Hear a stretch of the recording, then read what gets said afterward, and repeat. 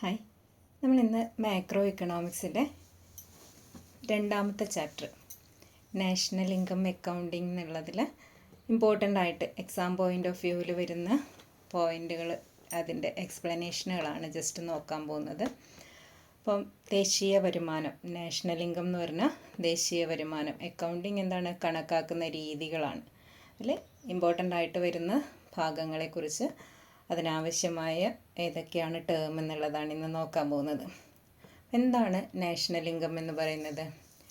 National income is the money value of all final goods and services produced in an economy during an accounting year, അല്ലെങ്കിൽ economic year എന്ന് പറയാം. എന്താണ് ഒരു economic year എന്ന് നിങ്ങൾക്ക് +1 അറിയാം അല്ലേ?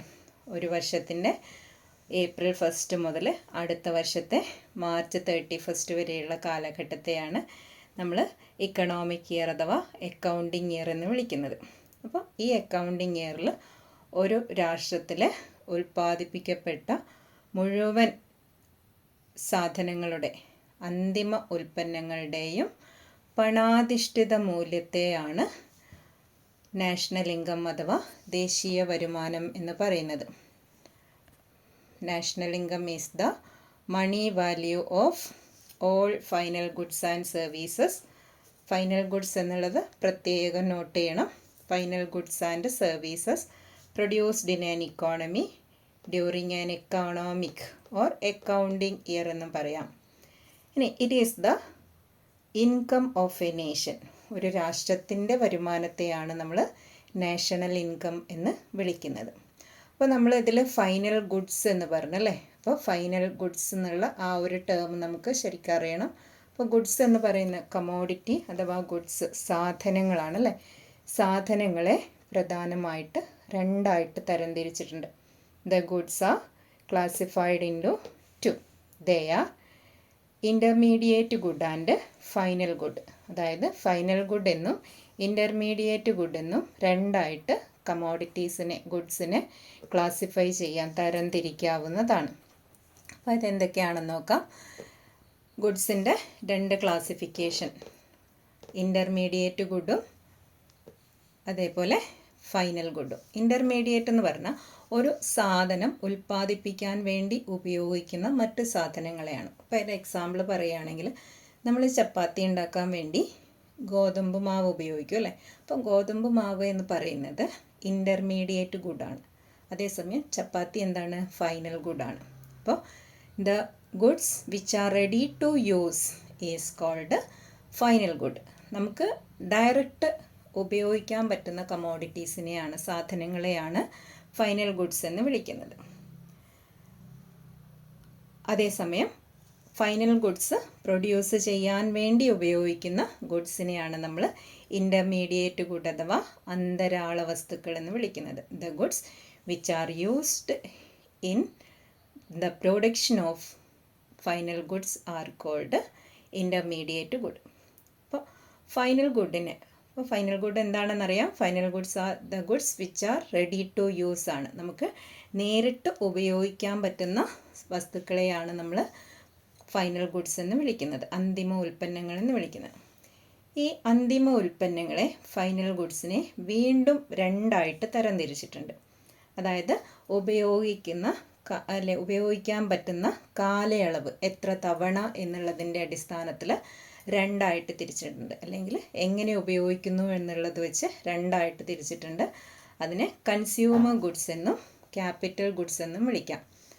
The final goods R further classified into consumer goods and capital goods. Consumer goods എന്ന് പറയുന്നത് ഉപഭോക്തൃ വസ്തുക്കളാണ്. അപ്പോൾ ഉപഭോക്താവ് എന്ന് പറയുന്നത് ആരാണെന്ന് നമ്മൾ മുന്നേ പഠിച്ചതാണ് അല്ലേ. വൺ ഹു കൺസ്യൂംസ് ഗുഡ്സ് ആണ്.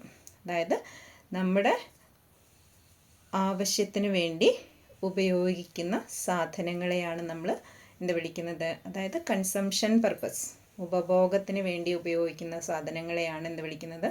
ഉപഭോക്തൃ വസ്തുക്കൾ എന്ന് വിളിക്കുന്നത്. ഇനി ആ ഉപഭോക്തൃ വസ്തുക്കളെ ഉൽപ്പാദിപ്പിക്കാൻ, പ്രൊഡ്യൂസ് ചെയ്യാൻ വേണ്ടി ഉപയോഗിക്കുന്ന യന്ത്രങ്ങളെ ആണ് നമ്മൾ ക്യാപിറ്റൽ ഗുഡ്സ് അഥവാ മൂലധന വസ്തുക്കൾ എന്ന് വിളിക്കുന്നത്. Consumer goods are those goods which can be directly consumed, നേരിട്ട് കൺസംഷൻ പർപ്പസിന് വേണ്ടി ഉപയോഗിക്കാവുന്ന സാധനങ്ങളെയാണ് കൺസ്യൂമർ ഗുഡ്സ് എന്ന് വിളിക്കുന്നത്. അതേസമയം ക്യാപിറ്റൽ ഗുഡ്സ് എന്ന് പറഞ്ഞു കഴിഞ്ഞാൽ കൺസ്യൂമർ ഗുഡ്സ് പ്രൊഡ്യൂസ് ചെയ്യാനായിട്ട് ഉപയോഗിക്കുന്ന യന്ത്രങ്ങളെയാണ് എന്ത് വിളിക്കുന്നത്? ക്യാപിറ്റൽ ഗുഡ്സ് അഥവാ മൂലധന വസ്തുക്കൾ എന്ന് വിളിക്കുന്നത്. ഇതിനൊരു എക്സാമ്പിൾ പറയുകയാണെങ്കിൽ എന്താണ്? നമ്മൾ ഉപയോഗിക്കുന്ന ഷർട്ടുകൾ, അത് എന്താണ്? ഷർട്ട് ഒരു കൺസ്യൂമർ ഗുഡാണ്. അതേസമയം ഷർട്ട് തയ്ക്കാൻ ഉപയോഗിക്കുന്ന മെഷീൻ, അത് ക്യാപിറ്റൽ ഗുഡാണ്. ക്ലിയറായി കാണുന്നു വിചാരിക്കുന്നു. ഇനി ഈ കൺസ്യൂമർ ഗുഡ്സിനെ ഡ്യൂറബിലിറ്റി, അതായത് എത്ര തവണ നമുക്ക് ഡയറക്റ്റ് കൺസംഷൻ പർപ്പസിന് വേണ്ടി ഉപയോഗിക്കാം എന്നതിൻ്റെ അടിസ്ഥാനത്തിൽ വീണ്ടും രണ്ടായിട്ട് തിരിച്ചിട്ടുണ്ട്. അതാണ് ഡ്യൂറബിൾ ഗുഡ്സും നോൺ ഡ്യൂറബിൾ ഗുഡ്സും. ഡ്യൂറബിൾ ഗുഡ്സ് എന്ന് പറഞ്ഞാൽ കൂടുതൽ തവണ, പല തവണ ഉപയോഗിക്കാൻ വേണ്ടി പറ്റുന്നതാണ്. നോൺ ഡ്യൂറബിൾ എന്ന് പറഞ്ഞാൽ ഒരു തവണ, ഡിസ്പോസിബിൾ എന്ന് ഓർക്കുക, ഒരു തവണ മാത്രം ഉപയോഗിക്കാൻ പറ്റുന്ന സാധനങ്ങളെയാണ് എന്ത് വിളിക്കുന്നത്? നോൺ ഡ്യൂറബിൾ ഗുഡ്സ് എന്ന് വിളിക്കുന്നത്. ഒന്നിലധികം തവണ ഉപയോഗിക്കാൻ പറ്റുന്നവയെ ഡ്യൂറബിൾ ഗുഡ്സ് എന്നും ഒറ്റത്തവണ മാത്രം ഉപയോഗിക്കാൻ കഴിയുന്നവയെ നോൺ ഡ്യൂറബിൾ ഗുഡ്സ് എന്നും വിളിക്കുന്നു. എക്സാമ്പിൾ പറയുകയാണെങ്കിൽ ഇപ്പം നമ്മൾ ബിസ്ക്കറ്റ് കഴിക്കുന്നു, ഒരു തവണ കഴിക്കാൻ പറ്റുള്ളൂ അല്ലേ? ഒരു ബിസ്ക്കറ്റ് ഒറ്റത്തവണ, അറ്റ് എ ടൈം, അത് ഉപയോഗിച്ച് കഴിഞ്ഞാൽ തീർന്നു പോകും അല്ലേ? അപ്പോൾ അതിന് ഈറ്റബിൾസ് എല്ലാം തന്നെ എന്താണ്? നോൺ ഡ്യൂറബിൾ ഗുഡ്സ് ആണ്. അതേസമയം നമ്മളൊരു കാർ, അത് നോൺ ഡ്യൂറബിൾ ആണ് അല്ലേ? ഒരു സൈക്കിൾ നോൺ ഡ്യൂറബിൾ ആണ്. അത് ഒരു തവണ വാങ്ങിയാൽ നമുക്ക് എന്താണ്? പല തവണയായിട്ട് ഉപയോഗിക്കാൻ കഴിയും. അപ്പോൾ ഗുഡ്സിൻ്റെ ക്ലാസിഫിക്കേഷനാണ് നമ്മൾ ആദ്യം കണ്ടത്. Goods can be classified into intermediate good and final good. Final goods are further classified into consumer goods and capital goods. The capital goods are further the consumer goods are further classified as durable goods and non-durable goods. ഇനി നമ്മൾ ഇപ്പോൾ കാണാൻ പോകുന്ന ഭാഗം economic variables ആണ്, ചരങ്ങളാണ്. സാമ്പത്തിക ശാസ്ത്രത്തിൽ ഉപയോഗിക്കുന്ന ചരങ്ങളിലെ വേരിയബിൾസിനെ രണ്ടായിട്ടാണ് തിരിക്കുന്നത്. സ്റ്റോക്സ് എന്നും ഫ്ലോ എന്നുമാണ്. അതായത് ശേഖരങ്ങളെന്നും പ്രവാഹങ്ങളെന്നുമുള്ള രണ്ട് തരം ചരങ്ങളെ, വേരിയബിൾസിനെയാണ് സാമ്പത്തിക ശാസ്ത്രത്തിൽ ഉപയോഗിക്കുക. അപ്പോൾ അതെന്താണ് സ്റ്റോക്ക്, ഫ്ലോ എന്നുള്ള കൺസെപ്റ്റ് പറയാം. സ്റ്റോക്ക് എന്ന് പറഞ്ഞു കഴിഞ്ഞാൽ നമുക്കൊരു നിശ്ചിത ടൈമിൽ, ഇപ്പോൾ 31 ഡിസംബർ 2024, 2024 ഡിസംബർ 31 ഒരു പോയിൻ്റ് ഓഫ് ടൈമാണ് അല്ലേ? ഇങ്ങനെ ഒരു കൃത്യസമയം പറഞ്ഞ് മെഷർ ചെയ്തെടുക്കാൻ പറ്റുന്ന വേരിയബിൾസിനെയാണ് നമ്മൾ സ്റ്റോക്ക് എന്ന് വിളിക്കുക. സ്റ്റോക്ക് ശേഖരങ്ങൾ. അതേസമയം നമുക്കൊരു ഇന്ന കാലയളവിൽ, അതായത് 2024 മാർച്ചിൽ അല്ലെങ്കിൽ 2024 മാർച്ച് വരെയുള്ളത് ഒരു പീരിയഡ് ഓഫ് ടൈം, അല്ലെങ്കിൽ എന്താണ് 2020 ഏപ്രിൽ 1 വരെയുള്ള ഫോറിൻ റിസർവ്, അങ്ങനെ ഒക്കെ ഒരു പീരിയഡ് ഓഫ് ടൈം, കുറച്ചൊരു കാലയളവ് വച്ച് പറയുന്ന വേരിയബിൾസിനെയാണ് നമ്മൾ ഫ്ലോ വേരിയബിൾസ് എന്ന് വിളിക്കുന്നത്. അപ്പോൾ economic variables are classified as two. They are stocks and flows. Stock എന്ന് പറഞ്ഞാൽ എന്താണ്? The variables that can be measured at a point of time. ഒരു നിശ്ചിത പോയിൻ്റ് ഓഫ് ടൈമിൽ മെഷർ ചെയ്തെടുക്കാൻ പറ്റുന്ന സാധനങ്ങളെയാണല്ലേ, വേരിയബിൾസിനെയാണ് നമ്മൾ എന്ത് വിളിക്കുന്നത്? സ്റ്റോക്ക് എന്ന് വിളിക്കുന്നത്. അതേസമയം variables that can be measured over A period of time, ഒരു പീരിയഡ് ഓഫ് ടൈമിൽ മെഷർ ചെയ്യാൻ പറ്റുന്ന, അതായത് നിശ്ചിത കാലയളവിൽ മാത്രം അളന്നെടുക്കാൻ പറ്റുന്ന വേരിയബിൾസിനെ, ചരങ്ങളെയാണ്, സാമ്പത്തിക ശാസ്ത്ര ചരങ്ങളെയാണ് നമ്മൾ എന്ത് വിളിക്കുന്നത്?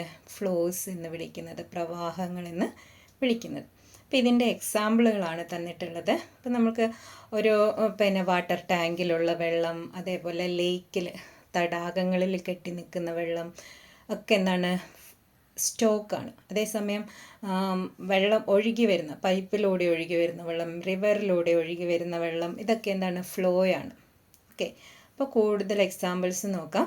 ഈ എക്സാമ്പിൾസ് ഇങ്ങനെ തന്നത് എന്താണെന്ന് വെച്ചാൽ നിങ്ങൾക്കൊരു പരിചയം വേണം. നിങ്ങൾക്ക് എക്സാമിന് കുറേ ഇതിൽ കുറച്ച് എണ്ണം ഇങ്ങനെ തരും, എന്നിട്ട് ക്ലാസിഫൈ ചെയ്യാൻ പറയും, അതായത് ഓർഡർ ആക്കാൻ പറയും. അപ്പോൾ ഓർഡർ ആക്കേണ്ടത് എങ്ങനെയാണ്? Classify the variables giving suitable heads എന്നാണ് ക്വസ്റ്റ്യൻ വരുന്നത്. അതായത് അനുയോജ്യമായ ഹെഡിങ് കൊടുത്ത് തലക്കെട്ട് കൊടുത്ത് താഴെ പറയുന്ന വേരിയബിൾസിനെ തരംതിരിക്കുക എന്നാണ് നിങ്ങൾക്ക് എക്സാമിന് ക്വസ്റ്റ്യൻ വരുന്നത്. അപ്പോൾ അങ്ങനെ വരുമ്പോൾ ഈ വേരിയബിൾസ് ഏതൊക്കെ വിഭാഗത്തിൽ പെടുന്നതാണെന്ന് അറിയണം അല്ലേ? അതുകൊണ്ടാണ് ഇത്രയധികം വേരിയബിൾസിന് ഞാനിവിടെ എഴുതിയിട്ടുള്ളത്. അപ്പോൾ നോക്കൂ, വെൽത്ത്, ഡിസ്റ്റൻസ് ദൂരം, ഇൻവെസ്റ്റ്മെൻറ്റ്, അതേപോലെ വാട്ടർ ഇൻ എ ടാങ്ക്,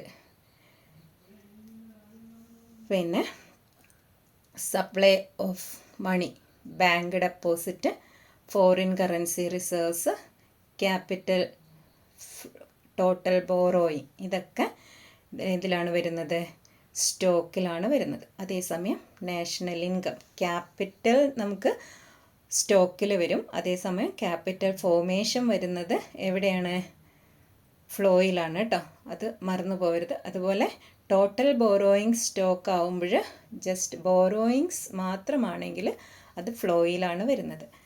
പിന്നെ capital formation, foreign remittance, export, import, income, consumption, ഇതൊക്കെ എന്താണ്? ഫ്ലോ വേരിയബിളാണ്. അപ്പോൾ നമുക്കിതിലെ ഡെഫിനിഷനും ഗുഡ്സിൻ്റെ ക്ലാസിഫിക്കേഷനും അതേപോലെ സ്റ്റോക്ക് ആൻഡ് ഫ്ലോ എന്നുള്ള കൺസെപ്റ്റും വളരെ നന്നായിട്ട് അറിഞ്ഞിരിക്കണം.